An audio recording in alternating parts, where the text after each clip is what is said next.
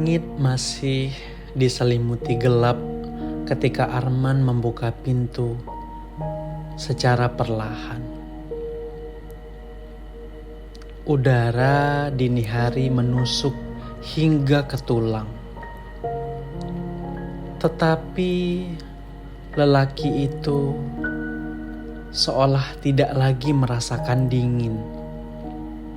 Yang ia rasakan hanyalah beban yang semakin hari semakin berat di dadanya. Ia menoleh ke belakang.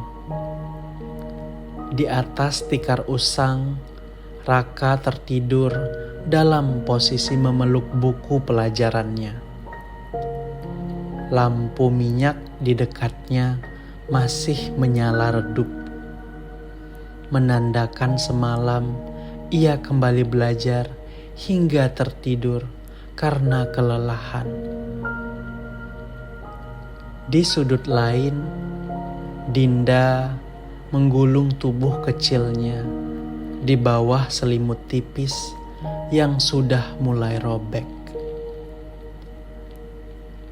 Arman mendekat pelan. Ia membetulkan letak buku di samping kepala Raka, lalu mengusap rambut anak sulungnya. Dengan suara yang nyaris tak terdengar, ia berbisik, "Maafkan ayah kalau belum bisa membuka jalanmu, nak.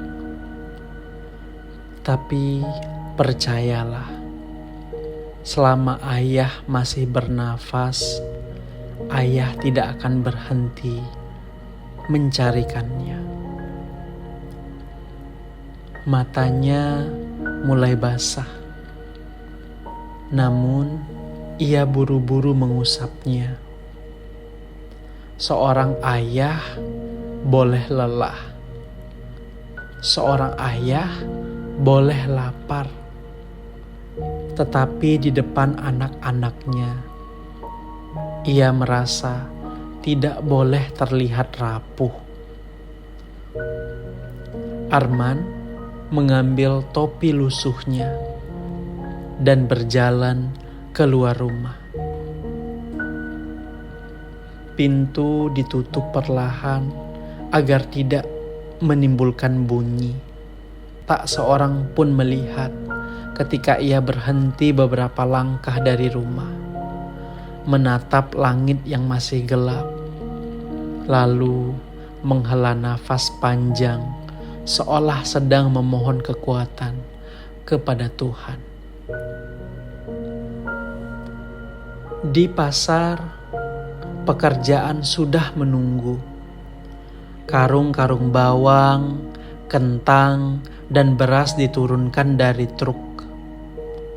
Arman memanggul satu demi satu. Bahu kirinya mulai terasa nyeri. Telapak tangannya melepuh. Peluh membasahi bajunya sebelum matahari benar-benar terbit. Seorang pedagang tua menepuk pundaknya. "Man, istirahatlah dulu. Kau dari kemarin belum kulihat berhenti." Arman hanya tersenyum. "Kalau saya berhenti sekarang, anak-anak saya mungkin harus berhenti bermimpi." Pedagang itu terdiam. Tak ada lagi yang bisa ia katakan. Beberapa saat kemudian, Arman berlari menuju bengkel tambal ban untuk membantu memperbaiki kendaraan. Siangnya, ia menjadi buruh bangunan. Sore menjelang malam, ia kembali mengangkat karung di gudang beras. Setiap pekerjaan ia jalani tanpa mengeluh. Bukan karena tubuh kuat, melainkan karena cintanya kepada keluarga jauh lebih kuat daripada rasa sakit yang ia rasakan.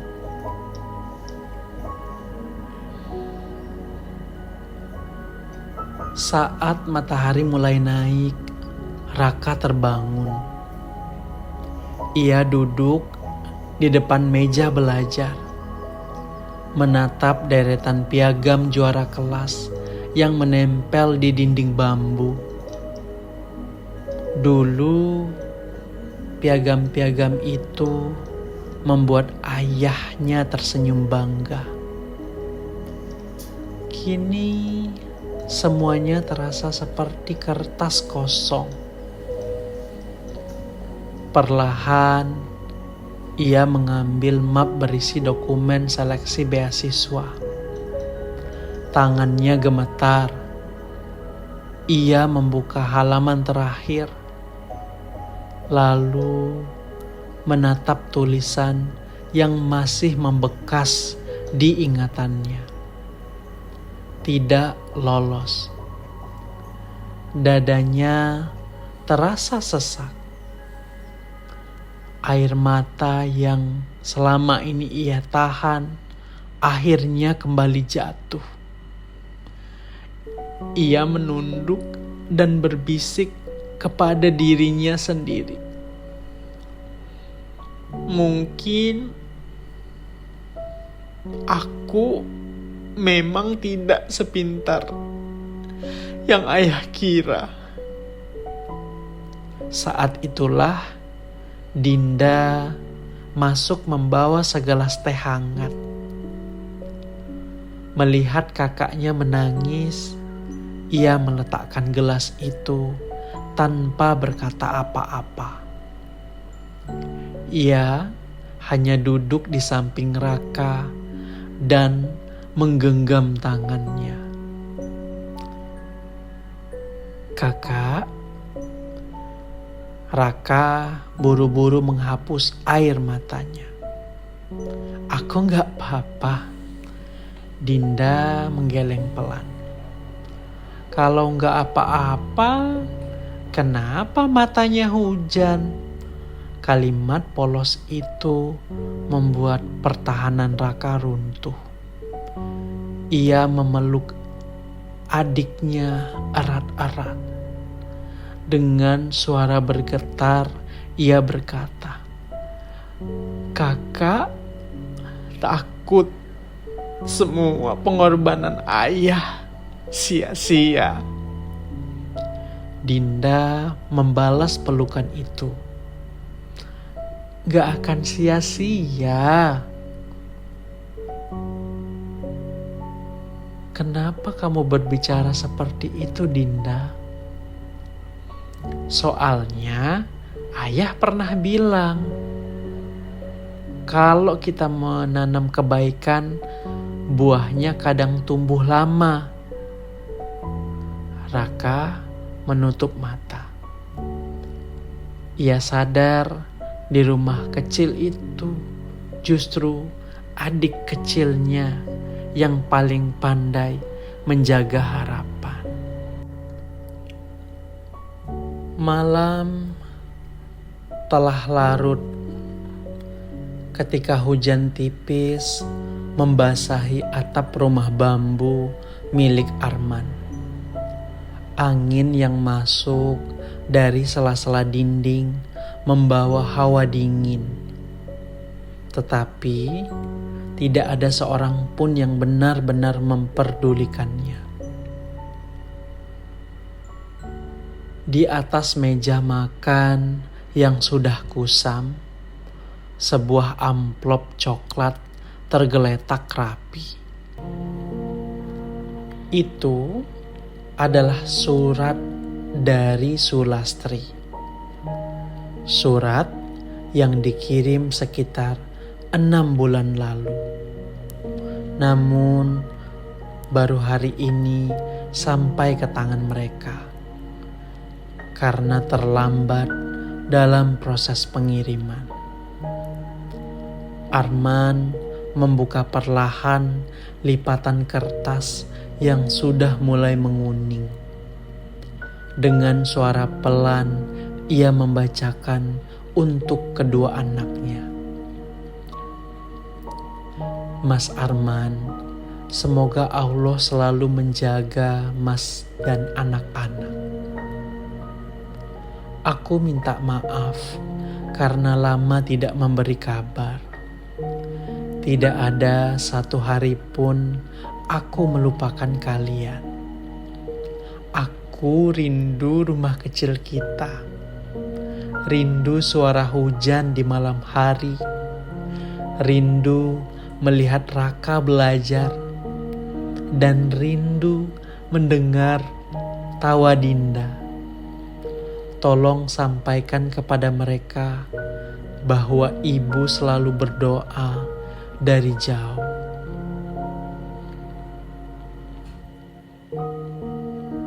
Belum selesai membaca, suara Arman mulai bergetar.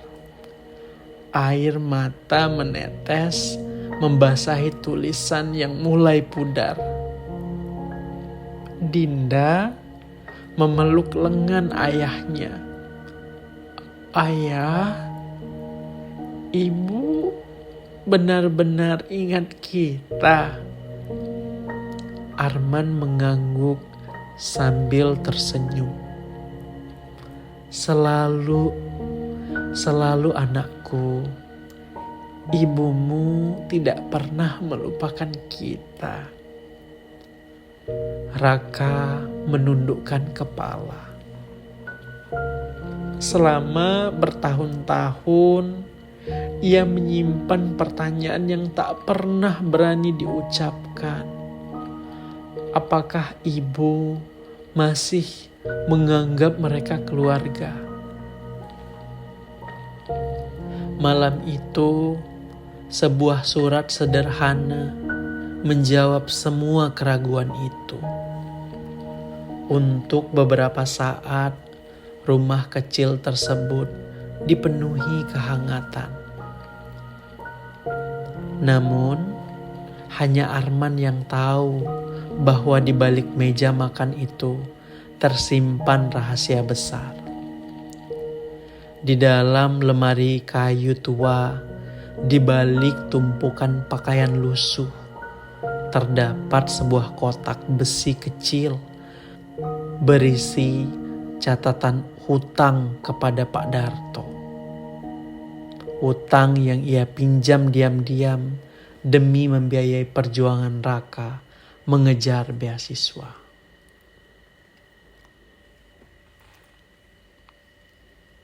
Keesokan harinya, setelah menyelesaikan pekerjaan di pasar, Arman melanjutkan kerja di bengkel. Lalu menjadi buruh bangunan hingga menjelang malam. Tubuhnya nyaris tidak mengenal istirahat. Setiap kali ada yang bertanya, mengapa ia bekerja sekeras itu, Arman hanya menjawab, masih ada keluarga yang menunggu di rumah. Di sisi lain, di ruang panitia seleksi yang mulai sepi, Pak Hasan masih duduk di depan komputer.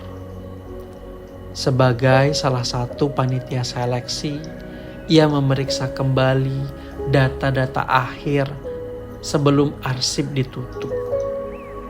Entah mengapa, nama Raka terus mengganggu pikirannya.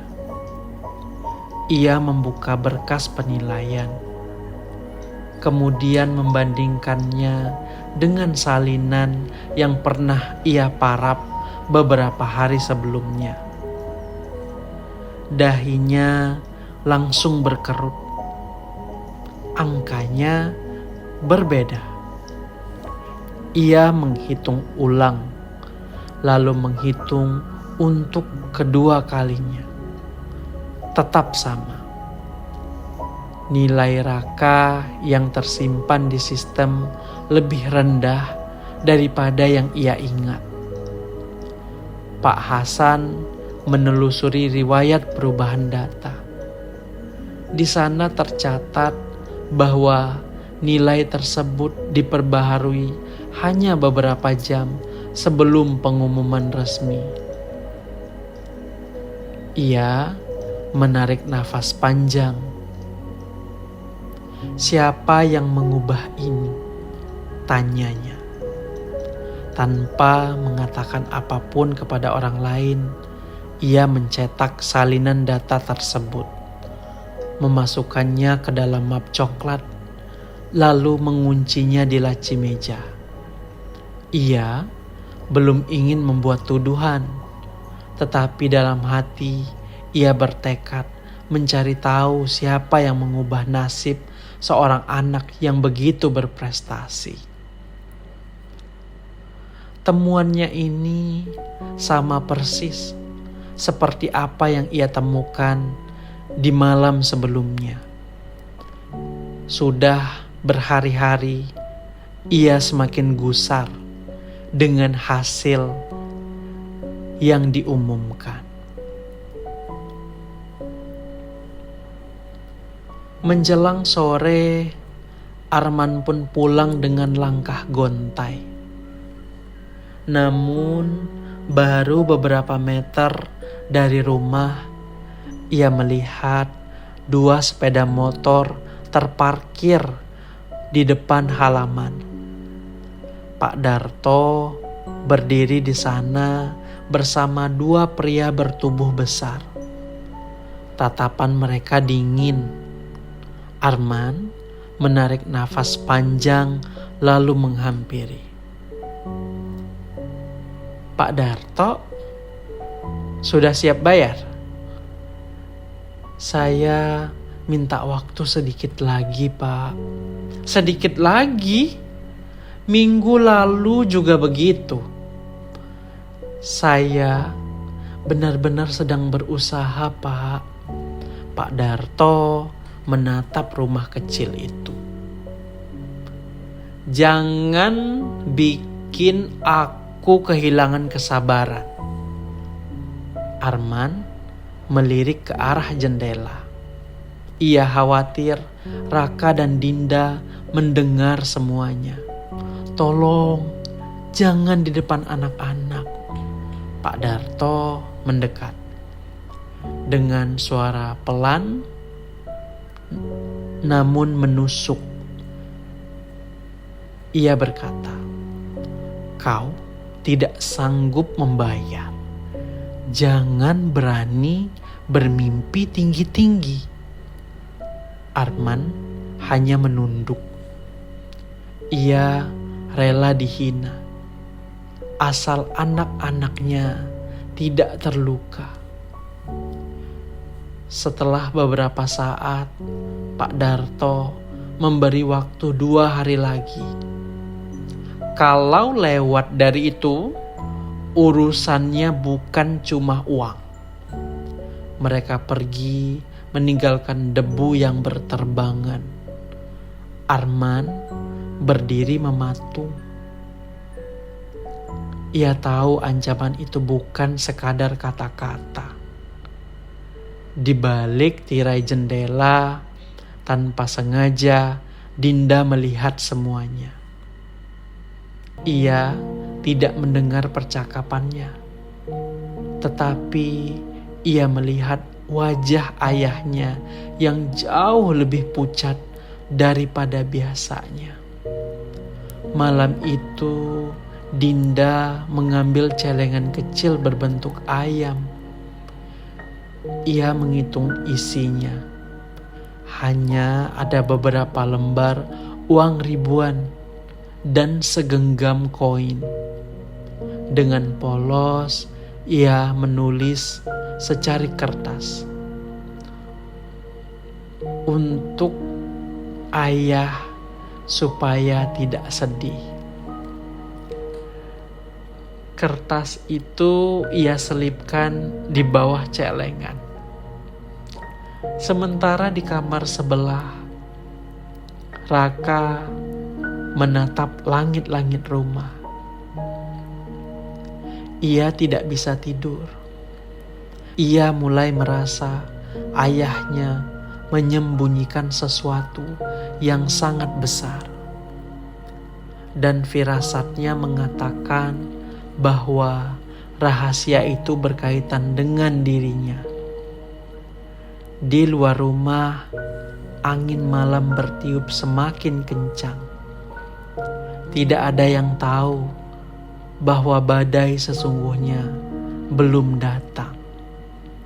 Namun, ketika badai itu tiba, keluarga kecil tersebut akan diuji, bukan hanya oleh kemiskinan, melainkan oleh pilihan antara menyerah atau terus mempertahankan mimpi yang selama ini mereka perjuangkan.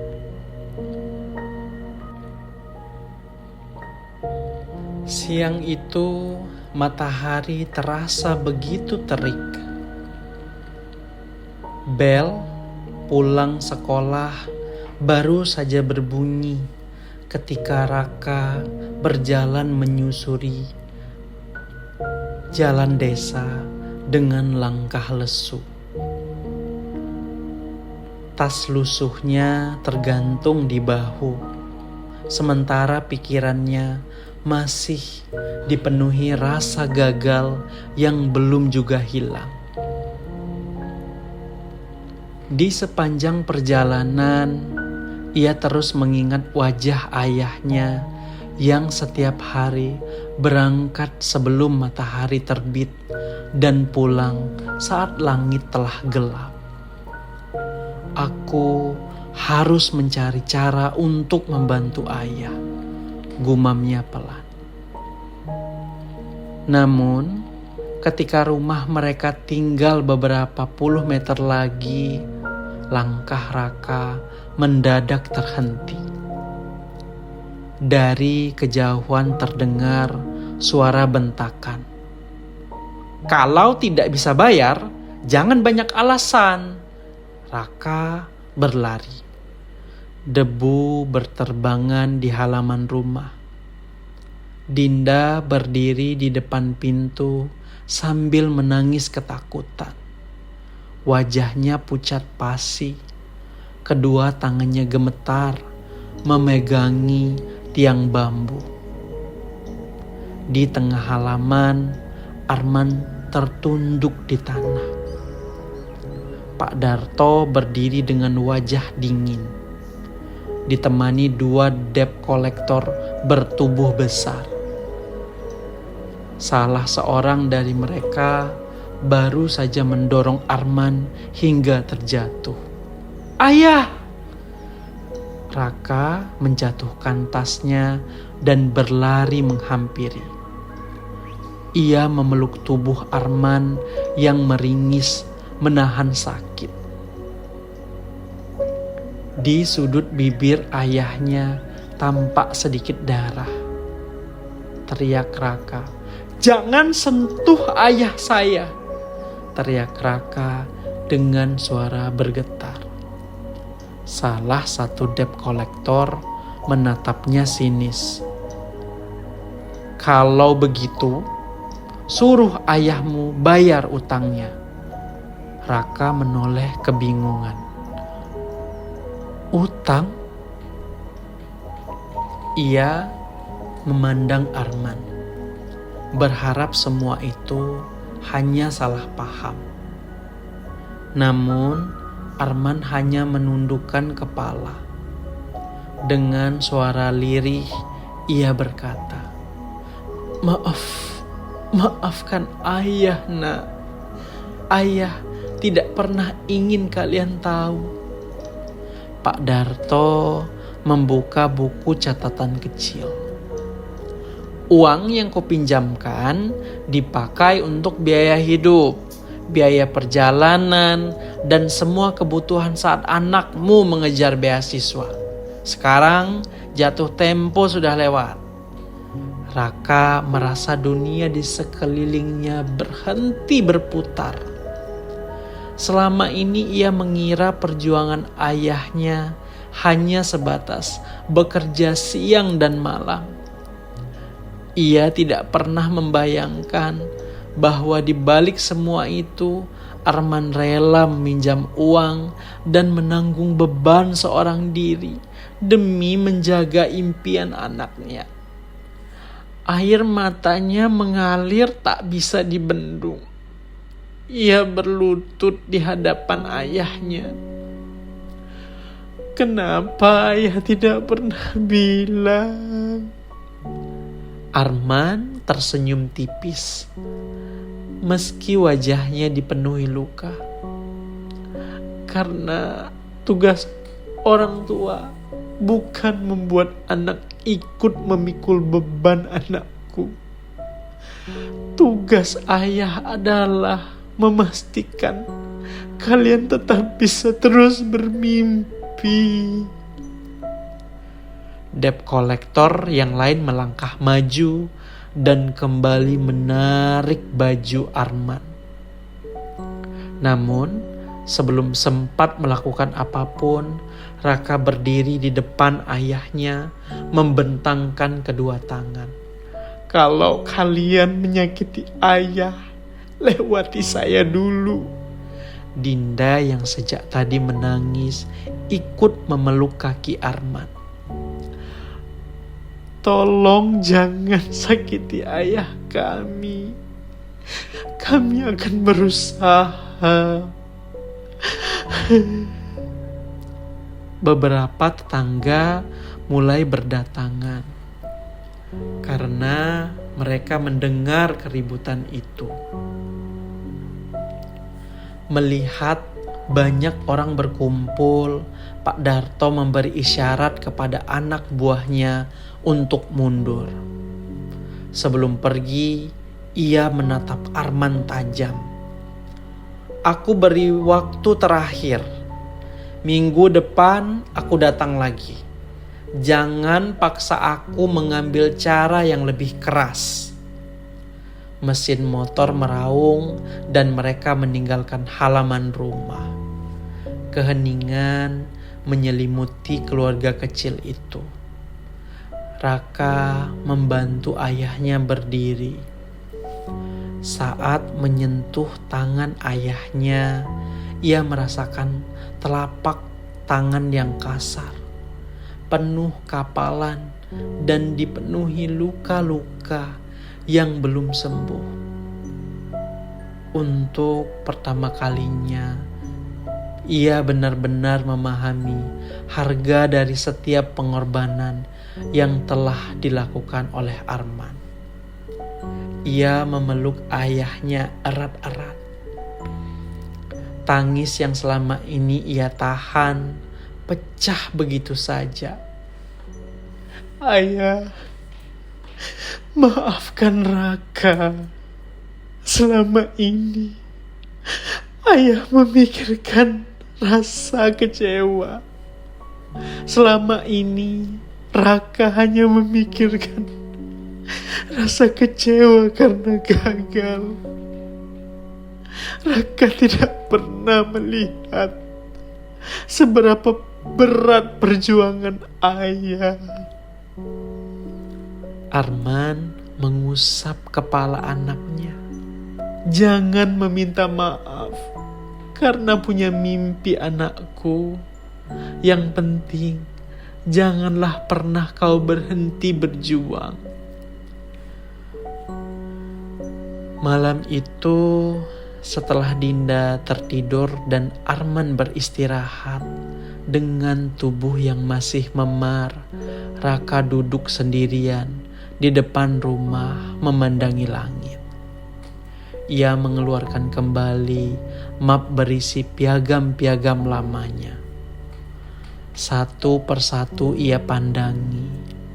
Kemudian ia mengingat surat dari ibunya yang baru saja tiba beberapa hari lalu. Jangan berhenti belajar. Raka mengepalkan tangan. Air matanya masih mengalir. Tetapi kali ini bukan karena putus asa, melainkan karena tekad yang mulai tumbuh kembali. Dengan suara pelan yang hanya terdengar oleh malam, ia berjanji, "Aku tidak akan membiarkan semua luka menjadi sia-sia. Aku akan bangkit. Aku akan belajar lebih keras. Aku akan mencari kesempatan lain. Dan suatu hari nanti, aku akan membuktikan bahwa pengorbanan ayah adalah perjuangan yang pernah ada." Di balik awan gelap, bulan perlahan muncul. Cahaya itu jatuh tepat di halaman rumah sederhana itu, seolah membawa pesan bahwa setelah malam yang paling pekat, fajar selalu menemukan jalannya. Tekad baru telah lahir di hati Raka, dan itulah awal dari kebangkitan yang akan mengubah nasib keluarganya.